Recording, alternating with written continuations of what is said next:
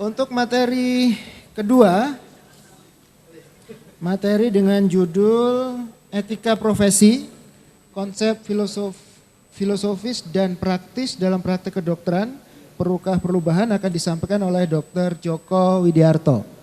Nah ini kemarin beberapa hari yang lalu sempat tragedi laptop ya dok. Laptopnya Dr. Djoko ketumpahan minuman terus mati. Wah ini effortnya luar biasa, 2 hari ini membuat materi lagi seperti Dr. Djoko. Ya, Dr. Djoko adalah dokter lulusan FK Undip tahun 78 ya dok. Kemudian menempuh postgraduate diploma hospital management di Leeds di UK. Kemudian juga magister hukum kesehatan di Unika Sugihpranata tahun 2007. Kemudian sempat juga on the job training di rumah sakit di Melbourne. Terus kursusnya juga banyak. Ya, beliau bekerja pertama kali di Puskesmas Rumbai, Pekanbaru, dan sepertinya rezekinya di Pekanbaru ya dok.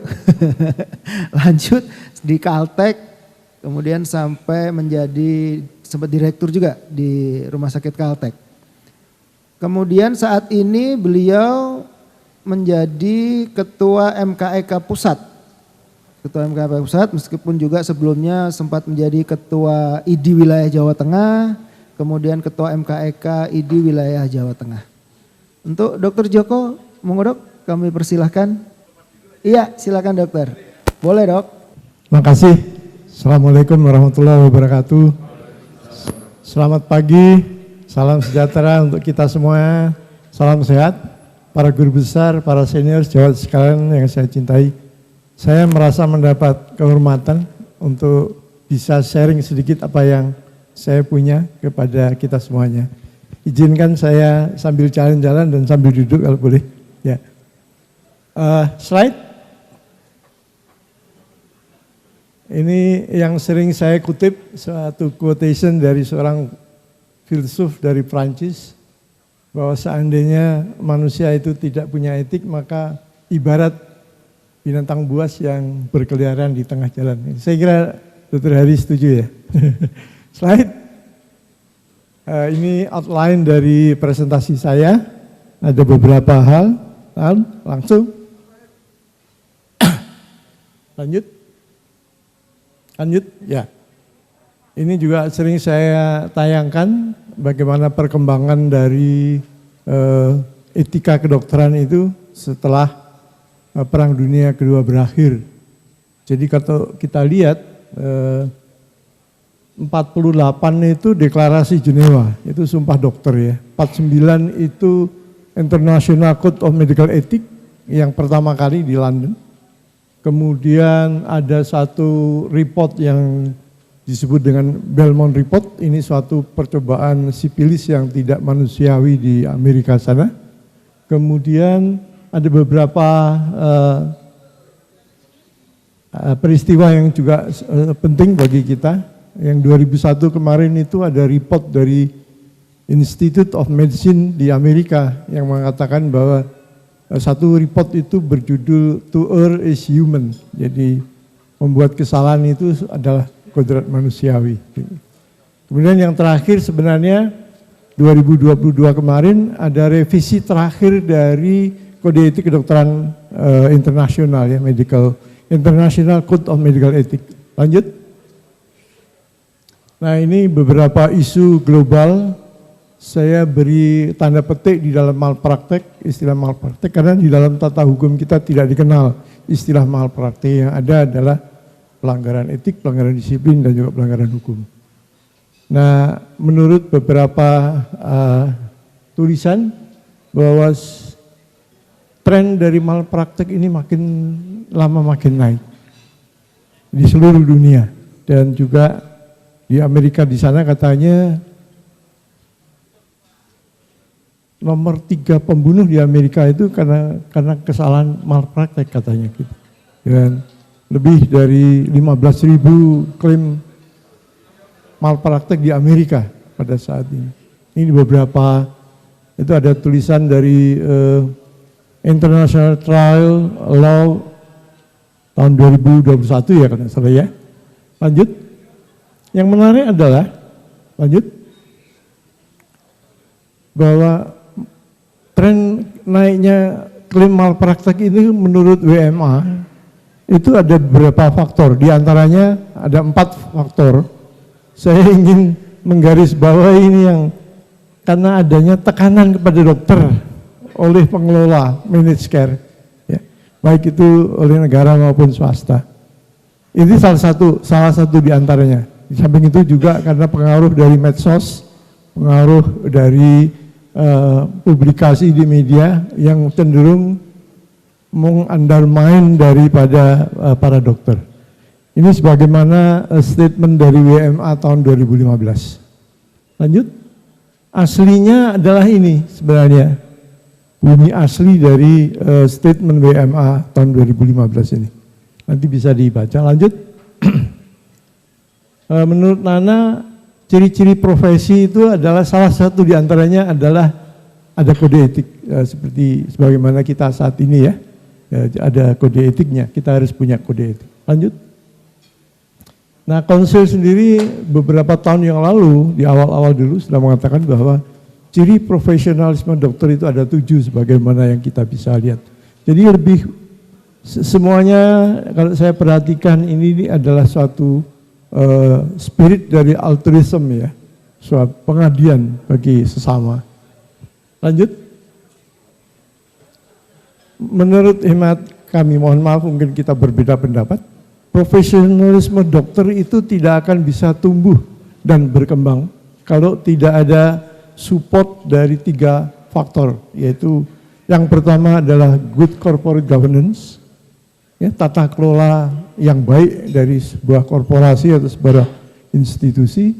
Yang kemudian keduanya adalah tata kelola klinik yang baik dari sebuah rumah sakit, dan yang tidak kalah pentingnya adalah tata kelola etik yang baik. Ini yang belakangan ini sudah mulai disepakati, banyak juga, kalau dulu hanya menyebut 2 saja, good corporate governance dan good clinical governance. Yang tidak kalah pentingnya adalah good ethical governance. Lanjut. Ini beberapa prinsip moral yang saya tangkap dari beberapa perkembangan. Kalau Hippocrates mengatakan first do no harm, ya, tidak boleh kita membuat celaka, menyakiti dan sebagainya. Kemudian lahir Nuremberg Code tahun 47, ada 10 butir di sana. Kemudian ada Belmont Report yang ini awal dari deklarasi Helsinki ya, mengenai penelitian ya. Kemudian belakangan terakhir mulai sejak 1979 tadi yang Dr. Hari juga sampaikan, ada prinsip moral di dalam satu buku, The Principle of Biomedical Ethics. Nanti ada sedikit bedanya antara kode etik kedokteran dan biomedical ethics. Lanjut ya. Ini Nuremberg Code tadi yang saya sebut, ada 10 butir, nanti bisa dibaca sekilas. Lanjut. Nah, ini Belmont Report, ini awal dari nanti tadi 4 dasar prinsip biomedical ethics ya, yang awalnya hanya 3 menurut reportnya Belmont ini. Sebuah hotel yang tempat pertemuan untuk mendeklarasikan ini Belmont Report ini. Yang pertama adalah respect for person, dari otonomi. Ini yang penting kita pahami, ini bukan otonomi dari dokter, tapi otonomi dari pasien. Ya. Kemudian beneficence dan juga justice. Dalam perkembangannya nanti akan menjadi, lanjut, di samping beneficence ada non-maleficence, tadi yang juga sudah disebut oleh Dr. Hari. Lanjut. Di dalam bukunya Pak Tom ini, saya punya ini edisi 2013, edisi ke-7. Sebenarnya edisi 8 sudah terbit 2018 ya. Dikatakan bahwa dalam hubungan di clinical, ini ada 4 prinsip dasar juga, yaitu veracity, kemudian privacy, confidentiality. Beliau membedakan antara privasi dengan confidentiality ya. Kalau kita ditanya anakmu berapa, ini sangat sensitif bagi orang-orang yang hidup di barat sana. Sama dengan kalau ditanya umur Anda berapa, itu sangat sensitif. Kalau kerahasiaan itu misalnya apa Anda nikah dan sebagainya, itu rahasia. Ya, jadi bedanya di situ. Kemudian loyalitas, kita diharapkan sebagai dokter itu kita harus juga menaruh perhatian kepada pasien. Ya. Lanjut. Nah ini yang kalau kita lihat perkembangan dari International Code of Medical Ethics yang di tahun 49 awalnya, lama cukup, di revisinya rata-rata di atas 10 tahun ya. Dan yang cukup lama, paling lama ini 2006 sampai baru 2022 direvisi. Itu lebih dari 15 tahun ya. Ini barusan disahkan di Berlin, di Jerman, bulan Oktober yang lalu.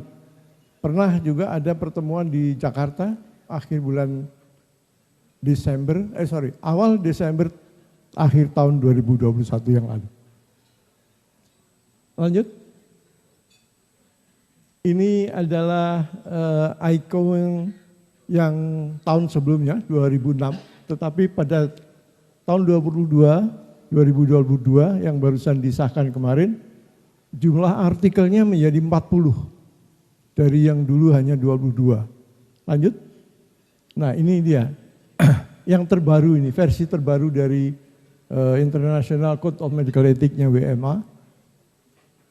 Ada beberapa perubahan yang cukup signifikan menurut saya karena ada 3 kewajiban baru yang disebutkan di dalam International Code of Medical Ethics ini, yaitu kewajiban dokter terhadap profesi kesehatan yang lain yang sebelumnya nggak ada. Kemudian kewajiban kepada masyarakat. Kemudian juga ada satu kewajiban dokter terhadap organisasi profesi. Yang ini selama ini nggak ada disebut-sebut. Dari preambul yang perlu kita cermati bersama bahwa WMA mengharapkan kita semua anggota WMA itu untuk mentaati etika, mentaati hukum, dan juga regulasi serta standar norma dan standar standar internasional. Ini yang sebelumnya tidak disebut-sebut oleh WMA. Lanjut. Ini saya ingin mengingatkan kepada kita semua bahwa sebenarnya Kode Etik Kedokteran Indonesia itu baru lahir 20 tahun setelah kode etiknya WMA ya. Tahun 69, tadi disebutkan 49 mulai ada di London. Kemudian yang kedua itu revisi, mungkin di antara kita ada yang belum lahir ini, 69 barangkali ya. Kemudian 83, kemudian 93, 2002 dan terakhir 2012. Nah apa itu etika kedokteran ini sebenarnya di dalam MKEK sendiri kami berdebat, ada dua perbedaan pendapat. Yang satu pendapat mengatakan bahwa kode etik kedokteran itu limitasinya hanya pada hubungan profesi dokter dengan pasien. Tidak termasuk etika umum tadi yang disebutkan oleh Dr. Hari. Ada suami istri cekcok di rumah, banyak juga dilaporkan ke MKEK. Dan ini menurut pendapat kita ini bukan masalah etika profesi tapi etika umum yang berlaku secara umum. Ini beberapa pengertian yang saya ambil dari buku Ortala MKEK 2018 dan saya kuatkan dengan satu medical ethic menurut versinya WMA di dalam manual tahun 2015. Buku etik manual itu versinya WMA terakhir adalah 2015 ya, dari sebelumnya 2006.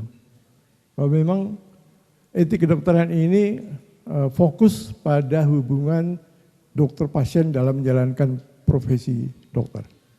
Lanjut. Ini beberapa perjalanan dari Kodeki, di skip saja. Intinya bahwa sebenarnya sumpah dokter itu ada di dalam buku kode etik sejak lama, sejak tahun 69, walaupun pada saat itu bukan di dalam pasal 1, tetapi ada di pasal 15. Lanjut. Lanjut, sama juga, ya skip saja terus. Nanti kalau sempat dibaca silakan lanjut. Di 12 sama ya. Nah ini 21 kewajiban dokter yang ada di Kodeki. Yang pertama adalah sumpah dokter ini penting sekali. Oleh karena itu nanti dalam pembicaraan saya ini saya juga akan singgung sedikit tentang sumpah dokter ya. Karena sumpah dokter selalu berkaitan dengan kode etik kedokteran. Lanjut. Ini perbandingan saja. Kita bisa lihat dari pasal jumlah pasalnya dari perubahan ke perubahan yang lain. Lanjut. Nah, dari aspek filosofis menurut hemat kami kode etik kedokteran Indonesia itu adalah merupakan rambu-rambu etik ya dalam menjalankan profesi. Kemudian di dalam rumusannya kode etik itu menjunjung tinggi harkat dan martabat kemanusiaan. Saya kira prinsip-prinsip umum. Kemudian menekankan jiwa altruisme tadi pengabdian, menjaga kerahasiaan, menanamkan semangat kesejawatan. Di pasal 19 dan 20 itu menyebutkan bahwa bagaimana perilaku seorang dokter terhadap koleganya yang lain. Walaupun sebenarnya nanti kalau kita lihat nanti di sumpah dokter versinya WMA sudah agak berubah. Kemudian kita juga diharapkan akan belajar seumur hidup, tidak berhenti. Dan juga yang terakhir, kita diharapkan bisa merawat diri sendirilah. Kalau sudah merasa nggak sanggup, ya nggak usah praktek lah begitu gitu. Dan ini kita tanamkan pada diri kita sendiri. Lanjut. Dari segi sosiologis, maka Kodeki ini sebenarnya merupakan tolok ukur dari kepatuhan dokter terhadap etika profesi. Sebagaimana yang disebutkan di dalam Kodeki 21 pasal tadi. Kemudian juga tanggung jawab sosial, tadi ada tidak mementingkan diri sendiri. Tadi kalau Dokter Sigit tadi handphonenya jatuh ya, 60 juta hilang ya. Ya, itu antara lain seperti itu ya. Jadi juga termasuk bisa menjadi kontrol sosial bagi masyarakat. Jadi masyarakat bisa melihat apa yang ada di Kodeki dan kalau ada perilaku dokter yang tidak cocok dengan apa yang ada di Kodeki bisa juga melakukan pengaduan kepada MKK dan pada ID misalnya. Gitu. Kemudian kita juga diharapkan menjaga kearifan lokal kita. Ya. Lanjut. Dari aspek yuridis kita semua paham dari Undang-Undang Praktek Kedokteran di pasal 50 penjelasannya mengatakan bahwa standar profesi itu meliputi tidak hanya knowledge dan skill tetapi juga professional attitude yang artinya adalah etika kedokteran. Ini yang ada di Undang-Undang Praktek Kedokteran pasal 50 ya. Lanjut. Ini menarik seperti Dr. Hari tadi sampaikan. Saya mendapat dua kutipan ini, satu dari versi WHO, yang kedua dari versinya WMA.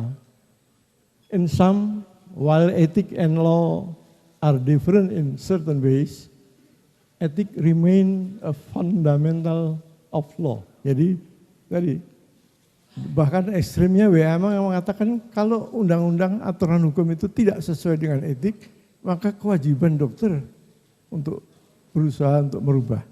Maka di dalam kepengurusan MKEK periode sekarang saya mengusulkan satu divisi baru yang sebenarnya ada adalah divisi advokasi dan kerjasama. Divisi advokasi ini memberikan advokasi pada para pembuat kebijakan, kaitannya latar belakangnya dengan etika. Jadi jangan sampai regulasi yang keluar itu nanti tidak sesuai dengan etik. Ya, walaupun di awalnya dulu banyak yang kurang sependapat, tapi sepertinya terakhir-terakhir ini teman-teman setuju untuk itu. Lanjut. Nah ini tadi yang saya menggunakan model seperti ini, kalau Dr. Hari tadi menyamping. Ya. Di awal undang-undang praktek kedokteran itu kita selalu dicekoi, mohon maaf, dengan konsep 3 lingkaran yang saling berderetan. Katanya merupakan kontinum. Tapi kalau menurut kami bukan kontinum tapi salah di antara bertiga ini saling berhubungan. Jadi kalau menurut model ini yang saya tawarkan adalah karena dua profesor yang sependapat dengan konsep ini, yaitu Prof. Agus dan Prof. Narto, tapi tidak semuanya menyetujui. Belum. Kalau konsep ini disepakati, maka putusan MA nomor 42P 2021 itu mungkin nggak perlu lahir gitu. Karena kita harus menyadari bahwa tidak semua pelanggaran etik itu merupakan pelanggaran disiplin dan juga pelanggaran hukum. Ya. Tapi sebaliknya, kalau kita mengatakan ada pelanggaran disiplin, boleh dikata pasti melanggar etik. Kalau melanggar hukum, pasti melanggar disiplin dan melanggar etika. Ini barangkali ini model yang sudah cukup lama saya tawarkan, tapi mungkin kita belum sependapat di antara kita semua. Lanjut. Ya, ini ada satu tulisan ini yang mengatakan bagaimana peran kode etik terhadap profesi. Disebutkan ada 9 yang ada di sana, nanti saya skip aja untuk biar terjadi. Sementara untuk disiplin, ya, di dalam pasal 50 Undang-Undang Praktek Kedokteran dikatakan bahwa penegakan disiplin adalah penegakan aturan-aturan dan atau ketentuan penerapan keilmuan. Jadi kaitannya dengan keilmuan. Ya. Kalau itu tidak sesuai, itu melanggar disiplin. Nah, yang juga perlu dicatat di dalam Perkonsil 50 ya, Dr. Hadi, 2017, disiplin adalah aturan-aturan dan atau ketentuan yang penerapan keilmuan. Sekali lagi, ini penerapan keilmuan. Lanjut. Ini juga ada satu tulisan mengenai fundamental dari disiplin itu apa gitu ya. Yang pertama, the primary goal of professional discipline is public protection. Jadi utamanya dalam penegakan disiplin itu adalah melindungi kepentingan publik. Ya.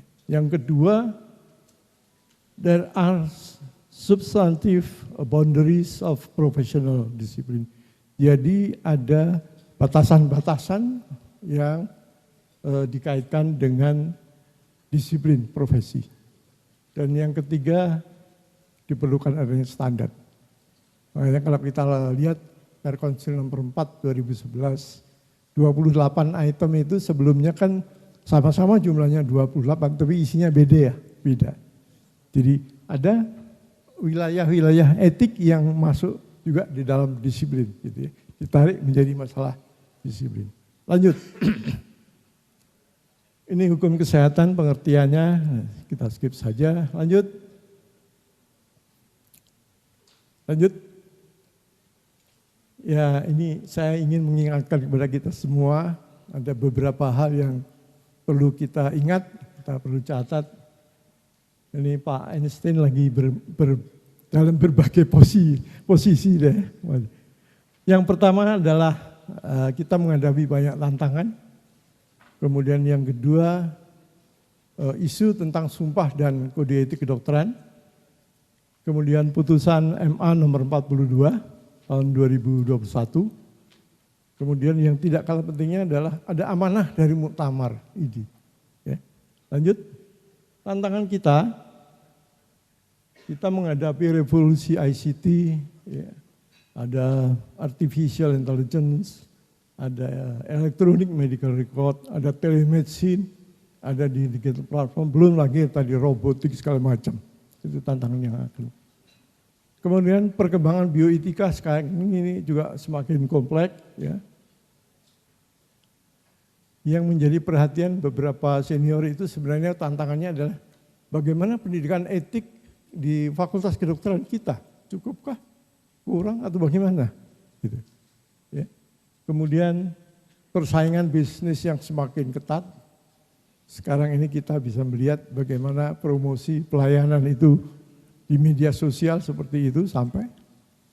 Bahkan di Jawa Tengah ini pernah ada juga rumah sakit yang memberikan bonus koin emas kalau mau melahirkan di rumah sakit, akan memberikan diskon dan sebagainya, yang sebenarnya itu tidak diizinkan oleh regulasi yang ada.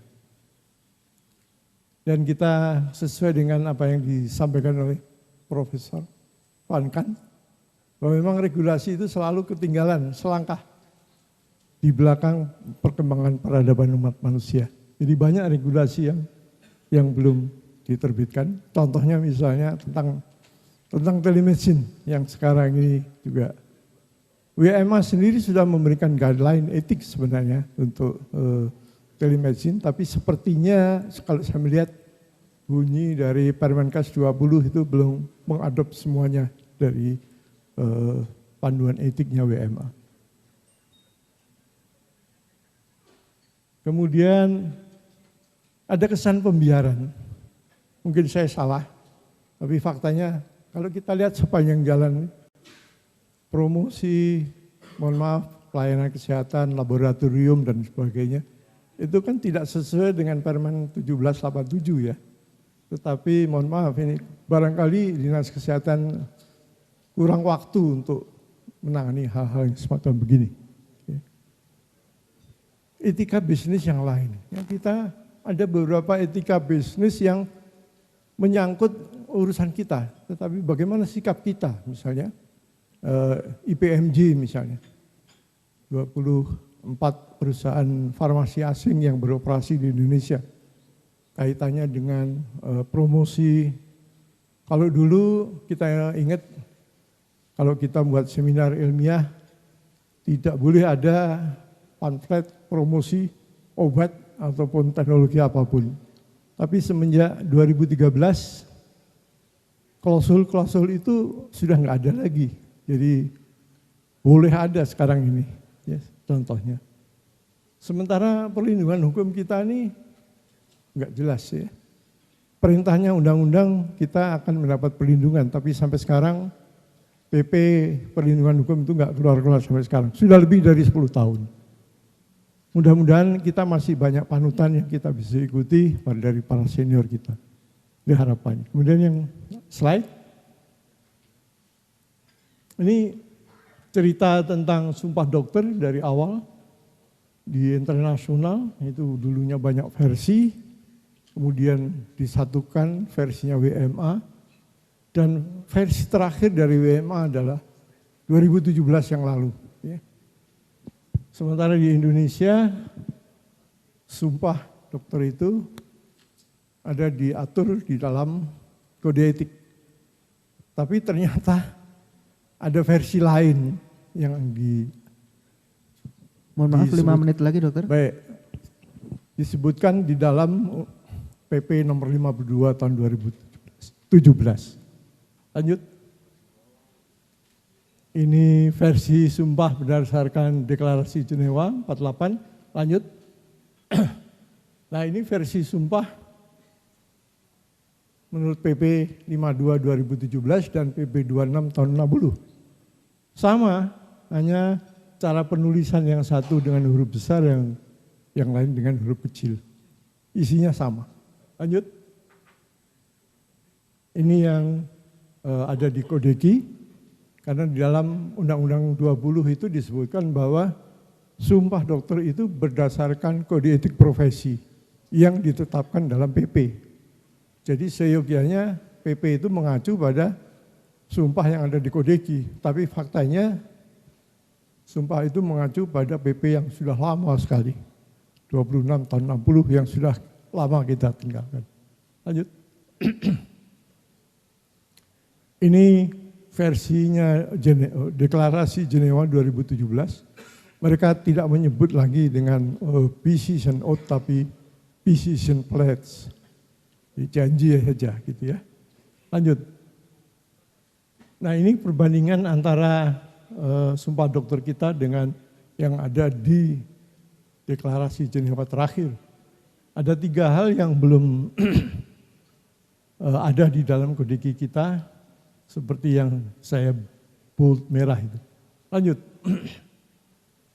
Kalau kita melihat Kodeki sekarang, ini ada pencermatan dari Kodeki, ada beberapa yang memang belum diatur, oleh karena itu keluarlah fatwa. Fatwa itu dikeluarkan untuk mengikuti perkembangan perubahan zaman. Dan kita harus ingat bahwa Muktamar tahun 2018 sudah mengamanahkan untuk mengkaji ulang tentang sumpah dan Kodeki.